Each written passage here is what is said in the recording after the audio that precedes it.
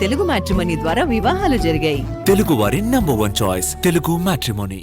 Phone tapping కేసులో A6 Shravan రావు arrest తప్పదా? అసలు విచారణలో నోరు విప్పడం లేదా? ఏమడిగినా తెలీదు, గుర్తులేదు అనే సమాధానమే వస్తుందా అంటే అవుననే ఆన్సర్ వస్తుంది. విచారణకు సహకరించడం లేదంటున్న పోలీసులు నెక్స్ట్ హియరింగ్ లో అరెస్ట్ చేసేందుకు కోర్టు అనుమతి కోరాలని డిసైడ్ అయ్యారు. తెలంగాణ పాలిటిక్స్ ను షేక్ చేసిన ఫోన్ ట్యాపింగ్ కేసులో కీలక నిందితుడు శ్రవణ్ రావు అరెస్టు తప్పేటట్లు లేదు. 2 రోజుల క్రితం సిట్ విచారణలో శ్రవణ్ రావు అసలు నోరు విప్పలేదు. ఏ ప్రశ్న అడిగినా తనకు తెలియదని బుకాయించినట్లు తెలుస్తోంది. ఓ Telugu media outlet MD Shravan రావును శనివారం నాడు జూబ్లీహిల్స్ పోలీస్ స్టేషన్లో 6 గంటల పాటు ప్రశ్నించారు. అయినా ప్రశ్నలకు సమాధానాలు రాబట్టలేకపోయారు పోలీసులు. ఫోన్ ట్యాపింగ్కు సంబంధించి ఏ ప్రశ్న వేసినా తెలీదు, గుర్తులేదు అంటూ తప్పించుకునే ప్రయత్నం చేసినట్లు సమాచారం. దీంతో ఏప్రిల్ 2న మరోసారి విచారణకు రావాలని నోటీసులు ఇచ్చారు.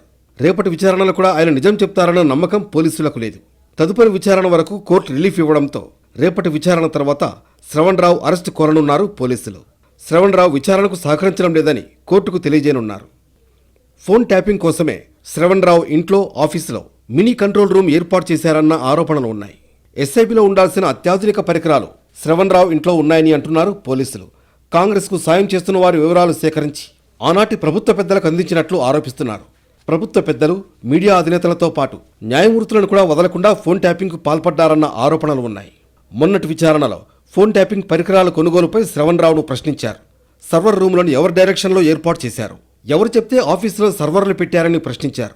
గత ప్రభుత్వంలో కీలక వ్యక్తులతో శ్రవణ్ రావుకున్న పరిచయాలపై కూడా ఆరా తీసే ప్రయత్నం చేశారు. కానీ ఒక్క ప్రశ్నకు శ్రవణ్ రావు ఆన్సర్ ఇవ్వలేదు. దీంతో 2023 ఎన్నికల సమయంలో శ్రవణ్ రావు వాడిన ఫోన్లపై కూడా సిట్ ఫోకస్ పెట్టింది. ఆ ఫోన్ను సరెండర్ చేయాలని నోటీసులు ఇచ్చింది.